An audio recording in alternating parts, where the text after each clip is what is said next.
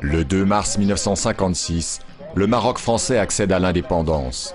Face à la montée des revendications nationalistes et la multiplication des attentats en Afrique du Nord, la France avait rappelé le sultan marocain exilé et renoncé au protectorat. Sous la pression, l'Espagne fait de même pour sa partie septentrionale un mois plus tard. Le Maroc retrouve sa souveraineté, une souveraineté que la monarchie alaouite va confisquer à son profit.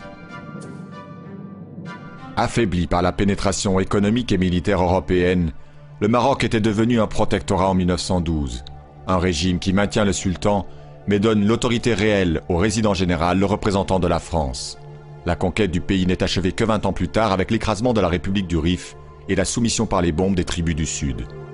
La contestation du protectorat devient alors l'apanage des mouvements nationalistes qui donnent naissance à l'Istiklal, le parti de l'indépendance, à la fin de la Seconde Guerre mondiale.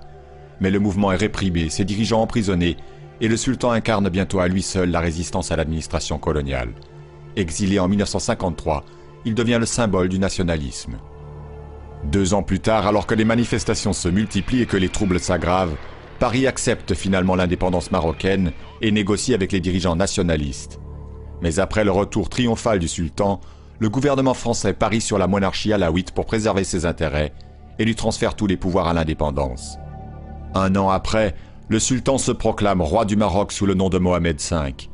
En 1961, son fils Hassan II lui succède et promulgue une nouvelle constitution à sa mesure qui pérennise une monarchie marocaine de plus en plus autoritaire. Comme je l'ai dit, mes collaborateurs.